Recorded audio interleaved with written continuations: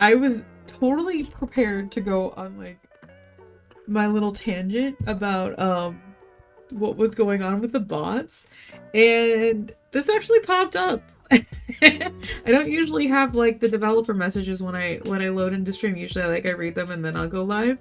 But I was actually quite shocked at this. So basically this is what their opinion is on adding the bots to 2v8. So, following the test of bots in the first 48 hours of 2v8, we agree the addition of 2 bots has not helped enough. Average queue times only improved about 3, so they're about 15 minutes long on average. I'm assuming that's for killer. I don't know if it's just because, like, of the limited time I've played and the server that I'm in, that, like, I just haven't had a really long time. But I will say my experience on Survivor and 2v8 has been, like, on average with normal gameplay. And then, while frustrating players who don't enjoy playing with bots, and that's because the bots are stupid. The bots are so dumb. Yeah, I don't know what went into the programming of the bots, because, like, the bots in general are just not helpful. I said this yesterday on stream, that it honestly feels like you're playing like 4 versus 6 sometimes in matches, because like if you get a nemesis with the zombies, like, yeah, the map is just full of killers. They're killer-sided bodies. So, but starting on Valentine's Day, so starting tomorrow on the 14th at 11 a.m. Eastern Standard Time, they're gonna do triple bonus for all players in all modes. Okay. Increase the blood point incentive for survivors to 400% in both 2v8 and 1v4. Reduce survivor bots to 1 max. And then they're going to reevaluate on the 17th. This is just fundamentally like Dead by Daylight does not understand survivors. And I just don't get it, because like, okay, I'm going to preface this with, I understand the core of what Dead by Daylight is. Like, if you're unsure, like it's not that it's a horror game. It's not just that it's a horror game. It's a horror game that is trying to emulate the elements of a horror film. That's why killers are stronger than survivors. That's why the game is killer-sided. Because think about it in a horror movie. In a horror movie, the killer, the villain, whatever you want to call them, the antagonist, is stronger than the main characters and the main cast. Like, that's how they're able to kill so many people, to the point that there is an entire trope that only one person is left. The final girl trope. It only exists because, like, in horror franchises, like, the killer is stronger than everybody else. So I don't even, like, when it comes to the whole survivor versus killer thing, it is killer-sided, but it's because it has to be, because that is what behavior is trying to emulate in their game. But in their quest, in their journey to make this emulation, I feel like what survivor players need has really fallen to the wayside. Because while, yes, a lot of people have been complaining that, like, you know, the bullet point incentives haven't been enough. Like, a lot of people have specifically asked for this 400% like incentive to play survivor. That's not enough. It's really not enough, because, and I actually talked about this a little bit yesterday on stream as well, there's just not enough to survivor versus like killer. And like what I mean by that though is that killer has a lot more versatility, a lot more different gameplay to it than survivor does, because you play a killer, it's not like Nurse does not play the same as Huntress does not play the same as Legion does not play the same as Vecna. Like, they all play fairly unique, even with some of these killers having, you know, crossover in their abilities. Like, playing Myers is not the same as playing Ghostface, even though they're both M1, even though they have like a stalk ability. Like, they still play differently. Survivor is not like that at all. Like, yes, you can get different perks to kind of play differently, but there's no difference in stats. There's no difference in abilities. Like, survivors are cosmetic. At their core, survivors are cosmetic. And then the other issue with that is because survivors functionally just act all the same. You go into every match and you just have the same objective over and over and over again. Like, I think Behavior has done a lot trying to introduce these different game modes and kind of shake things up for survivors.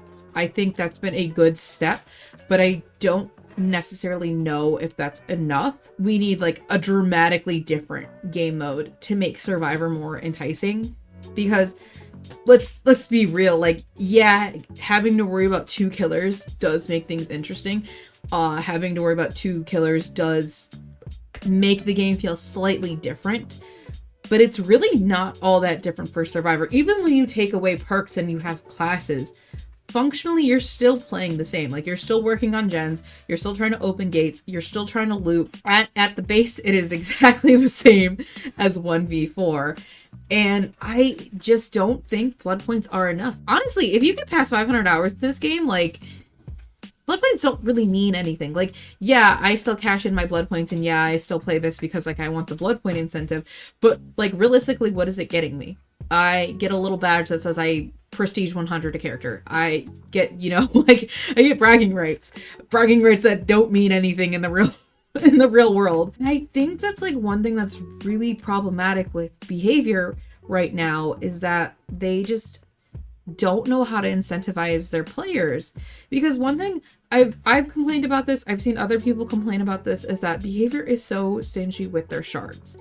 And I've seen the argument that, like, they don't want to give away too many shards because, like, they need to make money, but they still have a ton of content that's paywalled behind cells. And I think that's a really important distinction, because, like, when people are buying cosmetics, they're not buying shards. I don't even think you can actually buy shards. I think you have to, like, cells are the only thing you can buy. So, like, why be stingy? Because I do say it's stingy because the player base that would rely on shards to unlock cosmetics, they're not gonna buy cells. They're never gonna buy cells, making it next to impossible for them to unlock top tier skins, because that's kind of basically what happens, is that, like, within a given year, you can probably save up enough shards to buy maybe 1 to 2 original chapters, or like 1 to 2 original characters, I should say, not chapters. 1 to 2 original characters. That is also less than one of the top tier skins, one of the rare skins that you can buy with shards.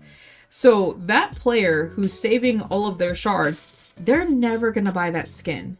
There's not gonna be a skin that they, you know, save up all their shards for, because a chapter is much more valuable than a cosmetic.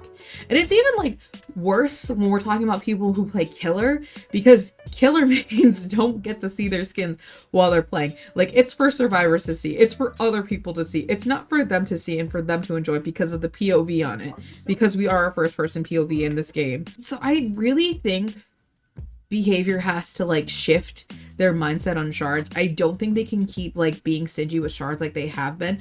I don't think that's going to be the cure-all. I don't think that's necessarily going to, like, cure the repetitiveness of playing Survivor that's making these queue times so painful. It's definitely a start. It would definitely be a step in the right direction. And I'm not saying they have to be crazy with it, but they need bigger steps than what they've been doing.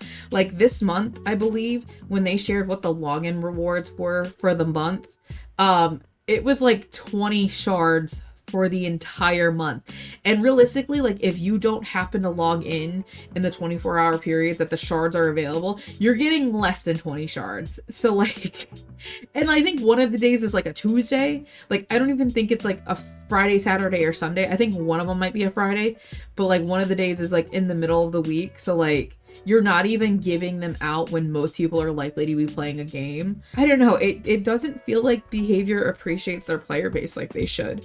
And I think that's, like, a really big problem. You guys feel free to share your thoughts on this, because I really, really do feel like behavior has a fundamental misunderstanding of their player base. And I think they could do so much better. I really do. Like, I really think that there's things that they could do to make this game better. And they're just not, for whatever reason. I don't know.